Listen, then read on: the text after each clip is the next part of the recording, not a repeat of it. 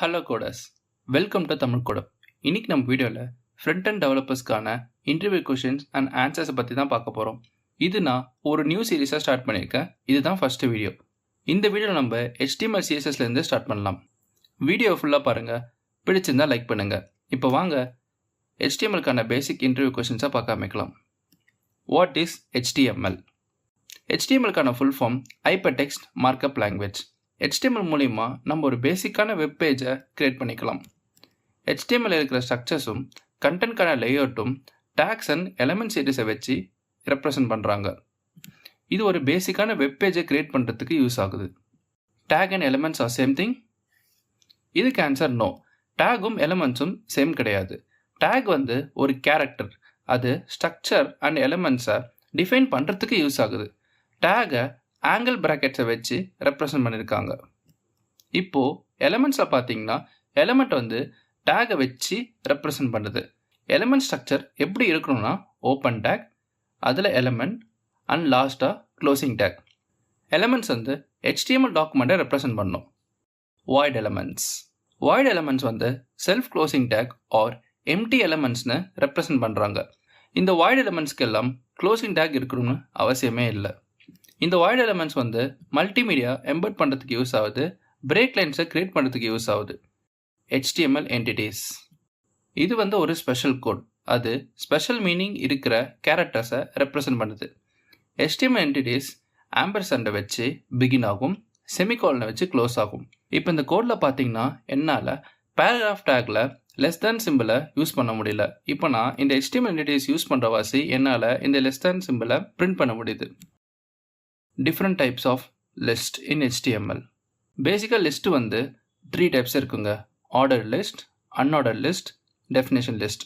இப்போ இந்த கோடில் பார்த்தீங்கன்னா லிஸ்ட் நம்பர்ஸில் ரெப்ரசன்ட் பண்ணியிருந்தா அது ஆர்டர் லிஸ்ட், அதுவே புல்லட்டில் ரெப்ரசன்ட் பண்ணியிருந்தா அது அன்ஆர்டர் லிஸ்ட்.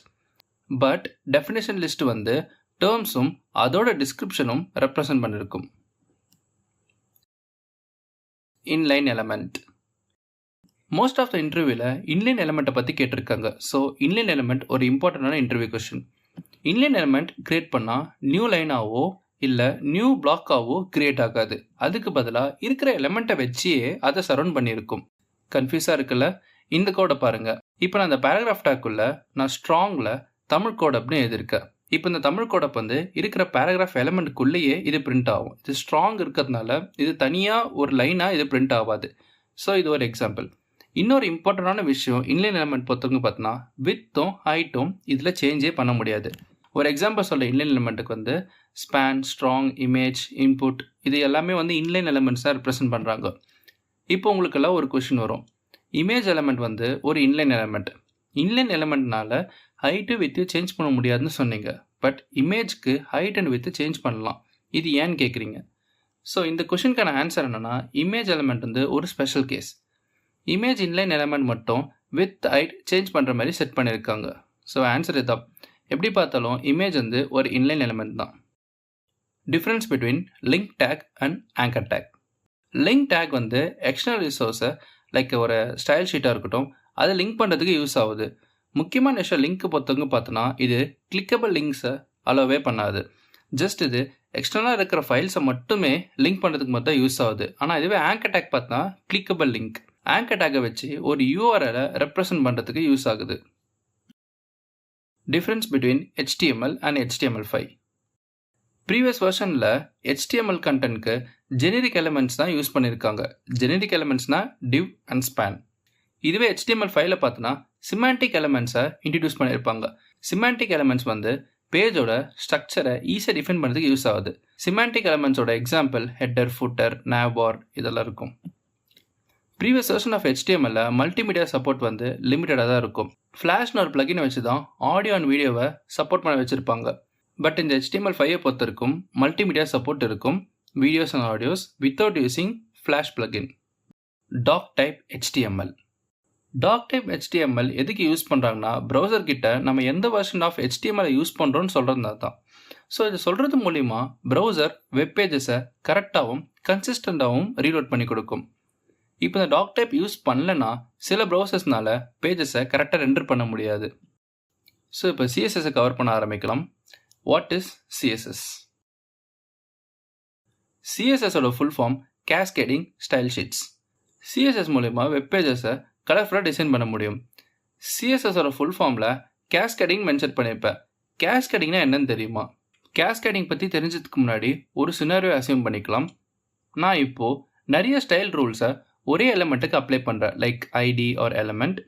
ஆனால் அது அந்த ப்ரௌசர் தான் டிட்டர்மைன் பண்ணும் எந்த ஸ்டைல் ரூலை எடுத்துக்கிறதுன்னு. ஸோ இதுக்கு பேர் தான் கேஸ்கேடிங். கன்ஃபியூஸாக இருக்குல்ல? ஷார்ட்டாக எக்ஸ்பிளைன் பண்ணுறேன். கேஸ்கேடிங்னா என்னென்னா, ஸ்டைல் ரூல்ஸை கம்பைன் பண்ணி அந்த ஸ்டைலை ப்ரியாரிட்டைஸ் பண்ணி ப்ரௌசருக்கு எக்ஸிக்யூட் பண்ணுறது தான். Difference between CSS and CSS3.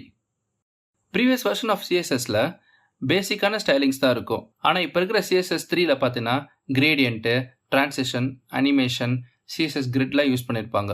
Previous version of CSSல ஒரு பேசிக்கான ஸ்டைல் வச்சு ஒரு சிம்பிளான ஒரு வெப் பேஜஸ் மட்டும் தான் பில்ட் பண்ணுற மாதிரி இருக்கும். ஆனால் இப்போ இருக்கிற CSS3 மூலிமா மாடர்ன் டிசைன்ஸை இன்ட்ராக்ட் பண்ணிக்கலாம்.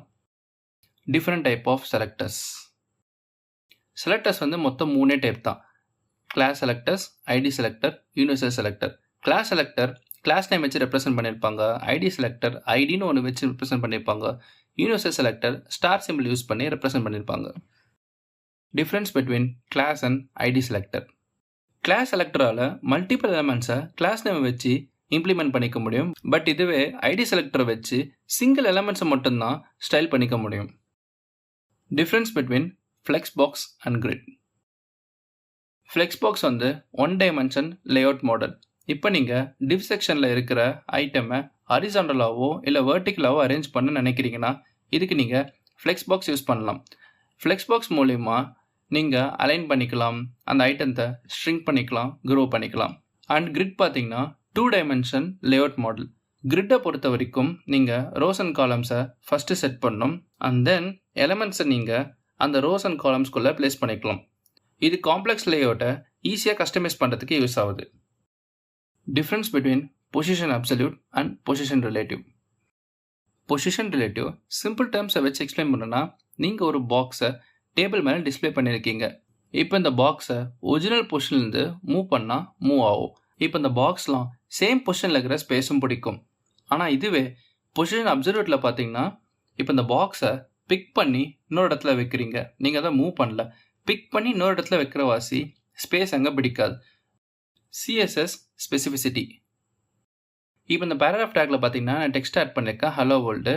இதுக்கு நான் கிளாஸ் செலக்டரும் யூஸ் பண்ணுறேன், ஐடி செலக்டரும் யூஸ் பண்ணுறேன்.